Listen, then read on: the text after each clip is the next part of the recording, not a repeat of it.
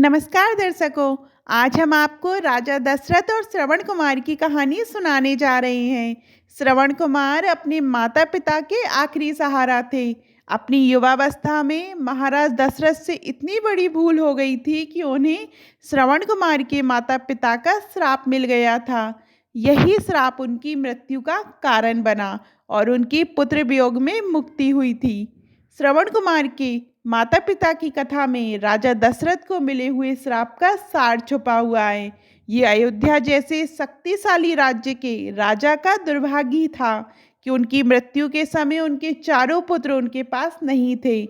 जिनके घर में स्वयं भगवान विष्णु ने पुत्र रूप में जन्म लिया था, वे भी अपने अंतिम संस्कार को तरस गए थे। ऐसे में प्रश्न ये उठता है कि श्रवण कुमार की मृत्यु कैसे हुई और राजा दशरथ का उससे क्या संबंध था। आज हम आपके समक्ष राजा दशरथ और श्रवण कुमार की इसी कथा को रखने जा रहे हैं। श्रवण रामायण में एक ऐसा पात्र थे जो आज तक पुत्र के रूप में एक आदर्श माने जाते हैं। उनकी अपने माता पिता के प्रति सेवा को हम आज तक एक उदाहरण के रूप में देखते हैं। श्रवण कुमार के माता पिता का नाम शांतनु व मलाया था। उनके माता पिता दोनों अंधे थे। वह समय के साथ साथ बहुत बूढ़े हो गए थे, जिस कारण श्रवण कुमारी उनका सब काम किया करते थे। अपने माता पिता के प्रतिदिन के सब काम करना, भोजन बनाना, उन्हें खिलाना, बाहर से सब सामान लेकर आना आदि सब काम श्रवण कुमार खुशी खुशी करते थे। हिंदू धर्म में संन्यास आश्रम में चारों तीर्थों को करने की बहुत महत्ता है। ये माना जाता है कि इससे मनुष्य को मोक्ष प्राप्ति होती है। यही इच्छा श्रवण कुमार के माता पिता ने भी प्रकट की। चूंकि वह अपने माता पिता की हर एक इच्छा को पूरी करते थे, तो ये उनके माता पिता की अंतिम इच्छा भी थी। इसलिए उन्होंने दोनों को चारों तीर्थ करवाने का संकल्प लिया। बस यहीं से राजा दशरथ इस कहानी में आते हैं। आइए जानते हैं राजा दशरथ और श्रवण कुमार की कहानी। श्रवण कुमार का परिवार निर्धन था। वह उनके पास इतने पैसे नहीं थे कि वे तीर्थ पर जाने का खर्च वहन कर सकें।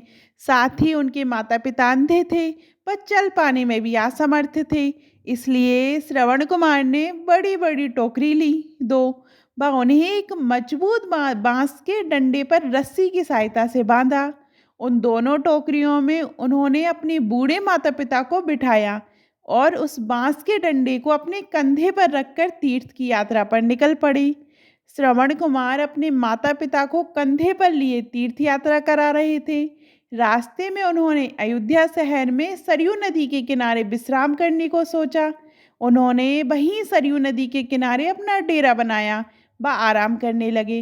तभी उनके माता पिता को प्यास लगी व उन्होंने श्रवण कुमार को पानी लाने को कहा। श्रवण कुमार जल का पात्र लेकर सरयू नदी से जल लेने चले गए। उस समय दशरथ अयोध्या के राजकुमार थे व उनका विवाह नहीं हुआ था। उन्हें शब्द भेदी बाण चलाना आता था, अर्थात वह केवल शिकार के शब्दों को सुनकर उन पर निशाना लगा सकते थे। उस समय वे अयोध्या में सरयू नदी के पास के जंगलों में ही शिकार कर रहे थे। जब उन्हें दूर से श्रवण कुमार के सरयू नदी से जल भरने की आवाज़ सुनाई दी, तो उन्होंने उसे एक पशु समझा। उन्होंने अपना शब्द भेदी बाण उस ओर चला दिया, जो सीधे जाकर श्रवण कुमार के हृदय में लगा। बाण लगते ही श्रवण कुमार दर्द से करहा उठे, चिल्ला उठे। एक मनुष्य के करहाने की, चिल्लाने की आवाज़ सुनकर दशरथ जी वहाँ दौड़े गए। उसे वहाँ देखकर अत्यंत डर गए। उन्होंने श्रवण कुमार को अपनी गोद में रखा व उनसे क्षमा मांगने लगे। श्रवण कुमार को अपनी मृत्यु से ज़्यादा दुख अपने माता पिता की सेवा न कर पाने का था। उन्होंने राजा दशरथ से आग्रह किया कि ये जल वे उनके माता पिता तक पहुंचा दें व उनकी मृत्यु का समाचार उन्हें दे दें। ये कहकर श्रवण कुमार ने अपने प्राण त्याग दिए। दशरथ जल से भरे पात्र लेकर श्रवण कुमार के बूढ़े माता पिताजी के पास पहुँचे व उन्हें पानी पीने को दिया। उनके माता पिता ने दशरथ से अपने पुत्र के बारे में पूछा, तो दशरथ जी ने उन्हें सारा किस्सा सुना दिया। अपने पुत्र की मृत्यु का समाचार सुनकर दोनों अवसाद में चले गए। कुछ ही देर में श्रवण कुमार की माता ने दुख में अपने प्राण त्याग दिए।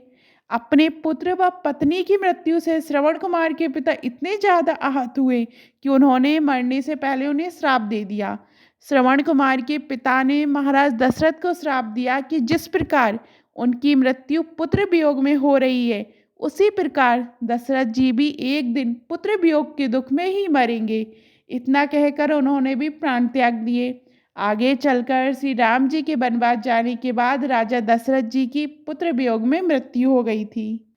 राजा दशरथ और श्रवण कुमार की कथा में ये भी एक संयोग ही था कि मृत्यु के समय राजा दशरथ के चारों पुत्रों में से कोई भी उनके पास नहीं था। उनके बड़े पुत्र श्री राम जी को वनवास हुआ था तो छोटे पुत्र लक्ष्मण जी उनके साथ गए हुए थे। वहीं भरत अपने ननिहाल कैकेयी प्रदेश में थे तो शत्रुघ्न भी उन्हीं के साथ थे।